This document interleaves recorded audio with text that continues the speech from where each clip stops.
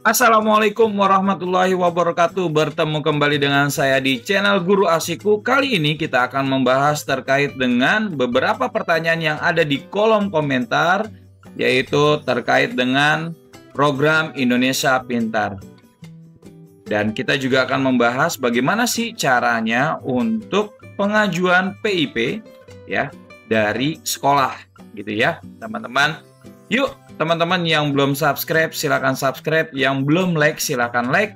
Dan jangan lupa di penghujung akhir video ini, ya teman-teman bantu share agar informasi yang sama ini bisa didapatkan oleh tetangga kita, saudara kita, atau orang-orang yang memang memerlukan itu. Sehingga kita mendapatkan keberkahannya bersama-sama. Lanjut aja ya, kita langsung kepada apa yang kita akan bahas. Oke, di sini kita bisa melihat gitu ya teman-teman. Ada pertanyaan dari Ibu Siti Sarofa. Assalamualaikum warahmatullahi wabarakatuh. Pak, di SD anak dapat PIP, sekarang masuk SMP, apakah masih dapat lagi? Terima kasih. Langsung saja kita jawab terkait dengan pertanyaannya Ibu Siti Sarofa.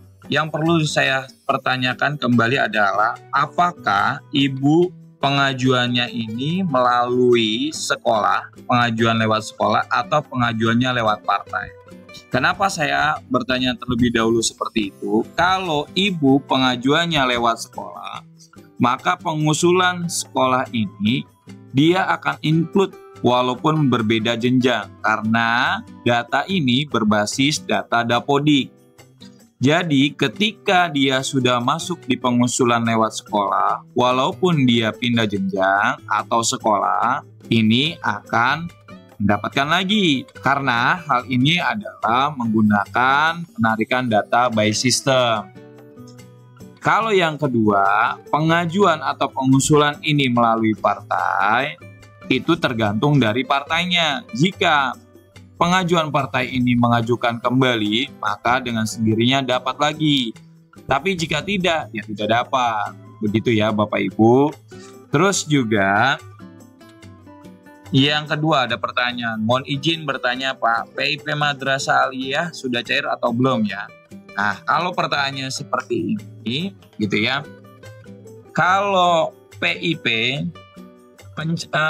cair atau tidaknya itu tidak pasti kapan cairnya gitu ya. Maka yang bisa Ibu atau Bapak lakukan adalah mengecek di bagian Si Pintar. Nah, Ibu bisa melihat di sini ketik Si Pintar gitu ya. Nanti di linknya ini kita ambil di sini. Nah, di bagian cari penerima PIP, Ibu bisa masukkan ini NISN-nya dan ketik NIK-nya yang ada di kolom kartu keluarga. Ini dimasukkan dan nomor captcha-nya ini dimasukkan. Tinggal cek penerimanya atau bisa mengecek lewat buku tabungan. Yang kedua adalah caranya menggunakan print out tabungan. Ibu bisa mengecek lewat situ gitu ya. Jadi atau enggak, Ibu bisa bertanya kepada operator. Apakah sudah ada sinyal-sinyal atau hilal gitu ya terkait dengan pencairan gitu ya. Ibu bisa bertanya kok bagian operator sekolah. Tetapi kalau misalkan belum ada, ya nggak bisa gitu ya. Terus kalau bertanya kepada operator sekolah bagaimana? Ya sama aja gitu. Karena kita juga bisanya hanya membantu di bagian Si Pintar untuk melihat apakah sudah cair atau belum. Begitu ya. Kalau untuk memastikan, kita nggak bisa memastikan atau kita tidak berani untuk memastikan. Begitu ya Ibu. Terus juga di sini ada pertanyaan. Assalamualaikum Bang, saya kan dapat PIP tahun 2024. Tanggal 6 September. Kira-kira tahun sekarang dapat bulan berapa ya? Tolong dibantu jawab. Nah ini juga sama. Jawabannya sama seperti Ibu sebelumnya. Untuk bagian operator, kita tidak bisa memastikan kapan. Tapi kalau misalkan untuk membantu melihat sudah keluar atau belumnya, itu bisa. Atau Ibu dan Bapak bisa mengecek menggunakan buku tabungan. Begitu ya Bapak Ibu. Seterusnya ada di sini, Pak anak saya kelas 1, kelas 2 dapat PIP, kelas 3 tidak dapat. Nah, Yang perlu ditanyakan adalah kenapa tidak dapat di kelas 3-nya, Ibu bisa tanya ke bagian operator. Bisa jadi data Dapodik di sini ada penghasilan gitu ya. Nah, ini yang tidak sesuai sehingga ketika sinkronisasi itu datanya tidak valid gitu ya Bapak Ibu. Saya menyarankan untuk Bapak Ibu yang putra-putrinya mendapatkan PIP, dimohon untuk tidak mengkosongkan dana yang ada di buku tabungan, sisakanlah 50.000 gitu ya, agar ketika dana itu cair, Bapak Ibu bisa mengambil tanpa adanya kendala, begitu ya. Jadi itu dia yang bisa saya sampaikan terkait dengan cairan atau permasalahan yang ada. Berdasarkan Peraturan Menteri Pendidikan dan Kebudayaan Republik Indonesia Nomor 9 Tahun 2018 gitu ya, terkait dengan perubahan atas Peraturan Menteri Pendidikan dan Kebudayaan Nomor 19 Tahun 2016 tentang petunjuk teknis program Indonesia Pintar. Di pasal 4 kita bisa melihat di sini bahwa peserta didik penerima KIP yang tercantum dalam data sejenis lainnya yang berasal dari usulan satuan pendidikan dimaksud pada ayat 3 huruf B diprioritaskan bagi A. Peserta didik yang berstatus yatim dan atau piatu termasuk yang berada di panti sosial atau panti asuhan. Jadi teman-teman, jika putra-putri teman-teman dalam status yatim ataupun di sini ya piatu, maka silakan untuk mengajukan terkait dengan program Indonesia Pintar. Begitu ya teman-teman, mengajukan ke sekolah. Datang ke sekolah, nanti ada formulirnya. Nanti formulirnya saya akan jelaskan juga. Terus juga di sini ada peserta didik berkebutuhan khusus. Jika peserta didik ini memiliki kebutuhan khusus, maka sudah pasti di sini ya, karena tertera di sini yang memiliki kebutuhan khusus itu bisa mengajukan. Setelah itu adalah peserta didik yang orang tuanya atau walinya sedang berstatus narapidana. Jadi kalau misalkan yang berstatus narapidana, orang tuanya ini pun bisa mengajukan. Begitu ya teman-teman ya. Terus berikutnya adalah peserta didik yang berstatus sebagai tersangka atau narapidana di rumah tahanan atau lembaga permasyarakatan. Nah, ini juga bisa. Tapi nauzubillah summa nauzubillah min dzalik ya. Yuk, lanjut kita ke poin berikutnya. Peserta didik yang terkena dampak bencana alam. Nah, kalau misalkan di suatu daerah yang terdampak bencana alam banjir, erupsi, terus juga tsunami gitu ya, silakan untuk mengajukan. Terus juga di sini peserta didik korban musibah di daerah konflik. Misalkan ada daerah ya, satu daerah yang ada di Indonesia itu terlibat konflik, maka silakan untuk mengajukan program Indonesia Pintar. Terus juga di sini peserta didik paket A, B, dan C pada Sanggar Kegiatan Belajar dan Pusat Kegiatan Belajar Masyarakat atau PKBM. Itulah dia bagi peserta didik yang bisa mengajukan terkait dengan program Indonesia Pintar. Jadi formulir ini teman-teman bisa meminta kepada satuan pendidikannya masing-masing gitu ya, atau menggunakan ini juga nggak apa-apa, tetapi lebih baiknya adalah silakan meminta kepada satuan pendidikannya masing-masing. Formulir pengajuannya atau usulan program Indonesia Pintarnya seperti ini.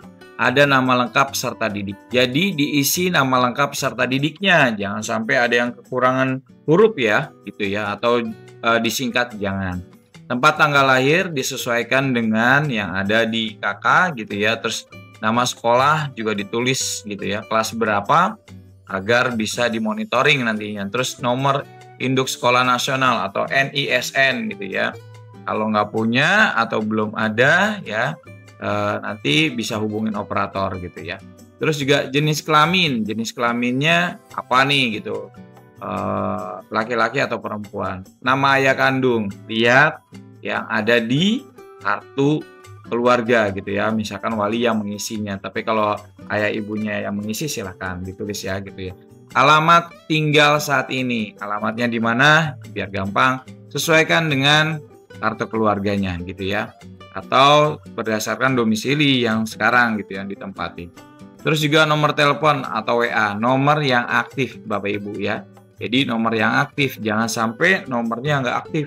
Kadang membuat operator itu kesulitan untuk memberikan informasi. Lanjut, di sini ada surat pernyataan orang tua atau wali. Saya yang bertanda tangan di bawah ini, berarti orang tua terlebih dahulu ya. Nama, NIK-nya gitu ya, berapa, silakan. Kalau nggak tahu NIK gitu ya, nomor KTP gitu gampangnya. Terus juga tempat tanggal lahir, itu diisi, alamatnya diisi, disesuaikan dengan data yang ada gitu ya. Pekerjaan, nah di pekerjaan ini diisi juga penghasilan per bulan, berapa penghasilan per bulannya. Misalkan saya hanya penghasilannya 500 Pak, ya tulis saja, 200 silakan, 1.500.000 silakan ditulis gitu ya. Nomor telepon atau handphone gitu ya, atau HP. Nah ini sama seperti yang tadi juga ya, harus yang aktif, jangan sampai yang tidak aktif. Terus berikutnya adalah menyatakan bahwa saya selaku orang tua atau wali merasa layak untuk mengajukan PIP untuk anak saya sebagai berikut. Namanya, nama lengkapnya, tanpa disingkat, tanpa kekurangan huruf satupun. Terus kelas, silakan tulis kelasnya, NISN, bisa dilihat dari lembar rapor gitu ya. Rapor sekolah itu ada, terus juga ada nama sekolah, tulis dengan jelas, NPSN gitu ya, NPSN juga ada gitu ya. Biasanya di depan itu di bagian alamat sekolah ada. Kalau teman-teman nggak ada juga bisa nanti dicari gitu ya di sini gitu ya. Nanti teman-teman misalkan mau nulis di sini ya, diketik NPSN sekolahnya mana? SDN misalkan ya, Serda 05. Nah, di sini nanti teman-teman bisa melihat NPSN-nya ini. Gitu ya teman-teman ya. Sudah ya, NPSN udah, tempat tanggal lahir. Nah, tempat tanggal lahirnya di mana? Terus tanggalnya juga ya, jangan sampai salah biasanya di tahun. Tahunnya itu biasanya salah. Pakai 2025. Nah, berarti kalau pakai 2025 berarti baru lahir dong gitu kan. Nama ibu kandung jangan lupa. Terus di sini alasan layak PIP-nya kenapa? Tinggal di daerah konflik kah gitu ya, terkena dampak bencana alam kah gitu ya. Terus juga ada memiliki kelainan fisik atau disabilitas gitu ya, keluarga terpidana. Terus juga pemegang kartu PKH atau KPS atau KKS. Nah, nanti ini diisikan gitu ya. Dan di sini ada juga yang pernah drop out gitu ya, keluar gitu. Terus juga ini biasanya masuk di PKBM gitu ya. Nah, ini bisa dicontreng juga gitu. Terus juga siswa miskin atau rentan miskin dicontreng, boleh. Yatim piatu, Pak ini boleh nggak dicontreng satu aja? Boleh, karena memang di sini kan alasan layaknya. Nah, kalau berdasarkan tadi peraturannya ya, itu sudah memenuhi. Satu aja nggak jadi masalah. Terus juga di sini, demikian surat pernyataan ini dibuat dengan sesungguhnya dan penuh tanggung jawab. Tanda tangan, Jakarta gitu ya. Terus materainya yang 10.000. Lanjut di sini, bagian verifikasi ini adalah bagian dari operator sekolah atau pihak sekolah gitu ya, yang menyatakan verifikasi dan validasi data siswa penerima PIP tahun berapa gitu ya. Nanti ini diketik sampai nanti diminta tanda tangan dari kepala sekolah, begitu ya. Terus juga di sini ada keterangan alasan tidak layak di sini. Tidak layak menerima PIP, mampu secara ekonomi. Nah, nanti itu Bapak Ibu dilihat, diverifikasi datanya, didatengin benar nggak sih gitu ya, mampu atau tidak gitu ya. Terus di sini dari 7 ini dan lain-lainnya gitu ya. Kenapa alasannya? Kalau siswa yang dicontreng tidak layak, kenapa alasannya? Harus diberikan alasannya. Nanti kepala sekolah yang menandatangani. Ini adalah pengajuan melalui sekolah, begitu ya teman-teman. Itu aja ya teman-teman untuk cara terkait dengan pengajuan PIP di sekolah. Gitu ya teman-teman. Jangan lupa, jangan ketinggalan, karena walaupun ini keluarnya hanya setahun, tidak apa-apa gitu ya. Bisa membantu teman-teman untuk membeli perlengkapan sekolah pada putra-putrinya. Itu aja dari saya, kurang lebihnya saya mohon maaf. sekali lagi saya mengingatkan kepada teman-teman, bagi yang belum subscribe atau like, silakan like gitu ya. Dan jangan lupa di-share agar yang lain juga bisa mengajukan begitu ya. Oke, itu aja dari saya. Saya undur diri. Kurang lebihnya saya mohon maaf. Assalamualaikum warahmatullahi wabarakatuh.